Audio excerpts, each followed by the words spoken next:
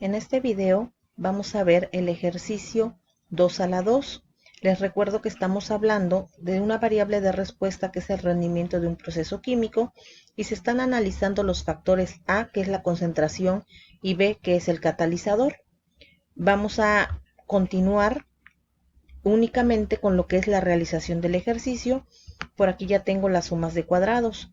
Lo primero que tenemos que hacer es identificar que son 3 réplicas, ¿sí? Y vamos a sumar el total de cada uno de los tratamientos, del tratamiento 1, A, B y AB, que en clases anteriores ya vimos cómo se ordenan estos datos. Una vez que tenemos el total, vamos a proceder a calcular las fórmulas. En el caso del factor A, su suma de cuadrados se obtiene con esta fórmula y vamos a ir haciéndolos.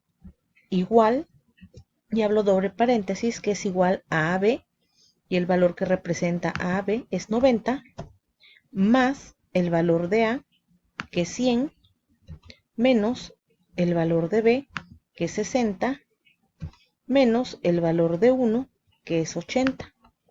Lo elevamos al cuadrado por fórmula y lo dividimos entre 4 por el número de réplicas, que son 3.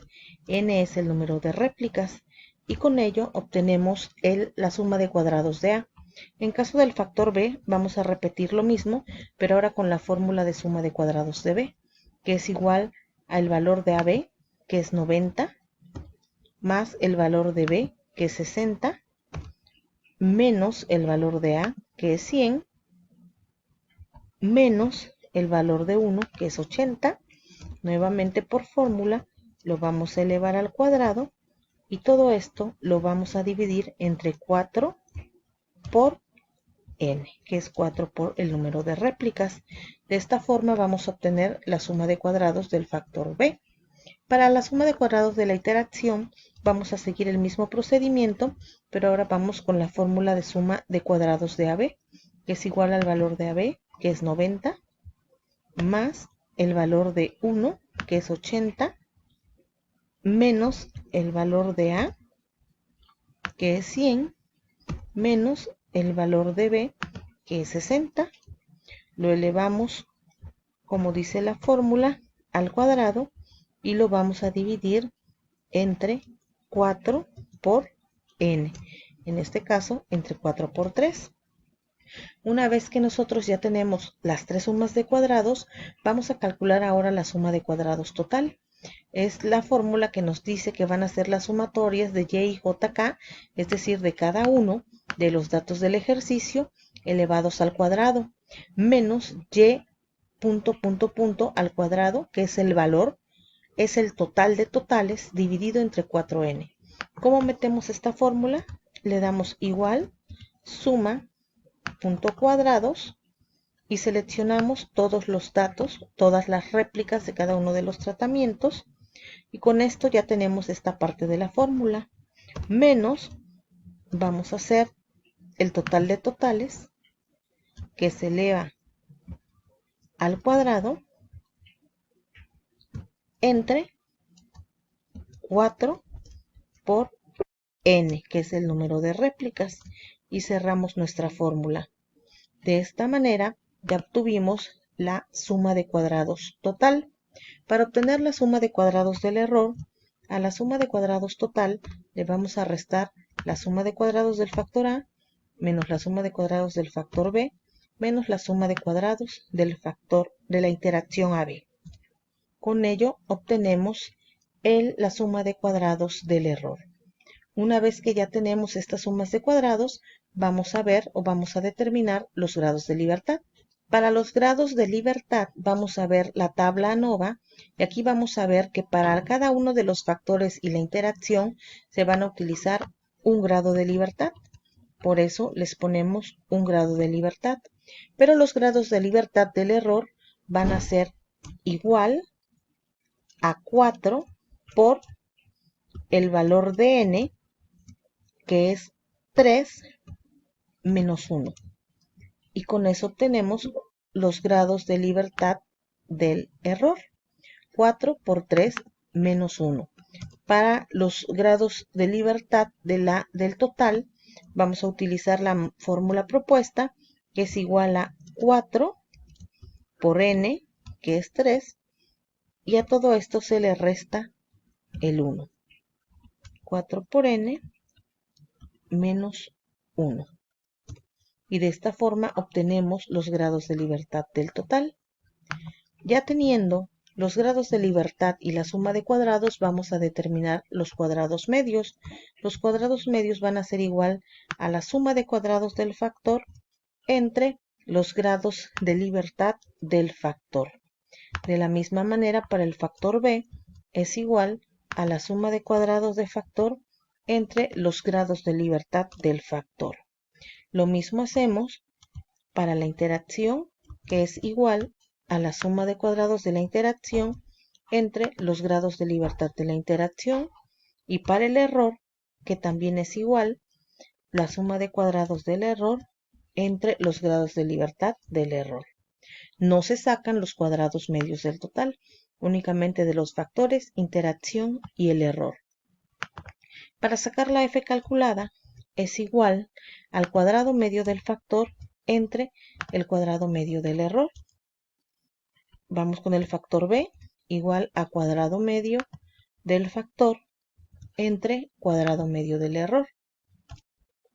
Para la interacción va a ser igual al cuadrado medio de la interacción entre el cuadrado medio del error. Y con eso ya tenemos la f calculada para cada una de nuestros factores e interacciones. Para sacar la f crítica, vamos a decir que es igual a distribución punto f punto cd, y abrimos un paréntesis y me pide el valor de x. En el valor de x yo voy a ocupar f calculada. Le doy f calculada del factor, obviamente, coma, los grados de libertad del factor, coma, los grados de libertad del error. Y con ello obtengo mi f crítica para el factor a. En el caso del factor b, nuevamente le doy la distribución .f.cd de quién, de x, que es la f calculada, con los grados de libertad del factor y los grados de libertad del error. Ahora vamos con la interacción, que es igual a distribución .f.cd, y vamos a darle el valor de x, que es la f calculada de la interacción, los grados de libertad de la interacción y los grados de libertad del error. Una vez que tengo la f calculada, nosotros ya podemos tomar una decisión. ¿Una decisión de qué? De que si el factor a afecta al rendimiento del proceso químico, de que si el factor b afecta al rendimiento del proceso químico. Es decir, si el factor concentración afecta al rendimiento del proceso químico y si el factor catalizador afecta al rendimiento del proceso químico.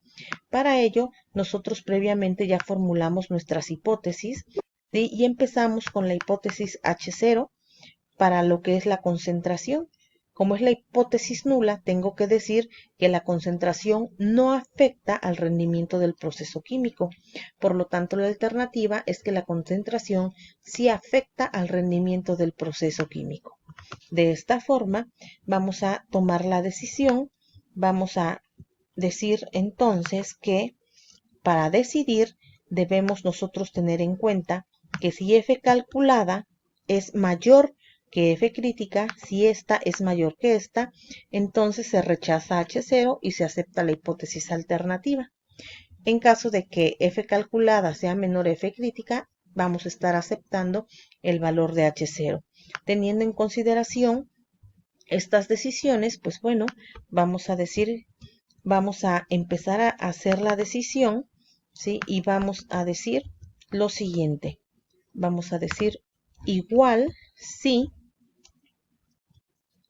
f calculada es mayor que f crítica, entonces dijimos que se rechaza H0, pero si no, se acepta H0. Y tomamos ya la decisión que me da que se rechaza H0.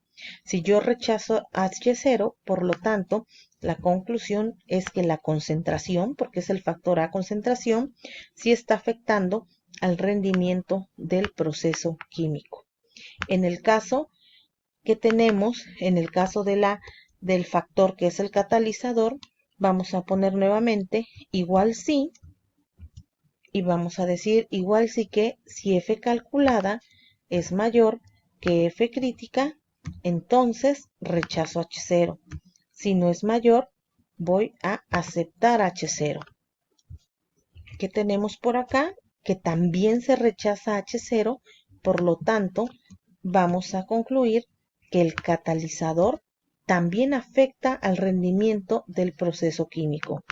Procedemos a hacer lo mismo con lo que es la interacción y decimos que igual si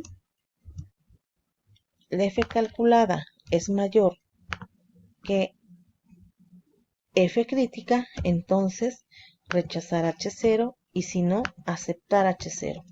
Como podemos ver, también se rechaza H0, lo que quiere decir que la interacción también está afectando al rendimiento del proceso químico. Ahora bien, ya sabemos que sí están afectando los factores y la interacción. Ahora, ¿qué tenemos que decidir? Bueno, vamos a decidir de los niveles de concentración, cuál es el ideal en el que vamos a trabajar, y de los niveles del catalizador, cuál es el ideal que vamos a trabajar. Y al decir ideal, me refiero al que maximiza el rendimiento del proceso químico. De esta manera, nosotros terminamos la solución del ejercicio 2 a la 2 en Excel.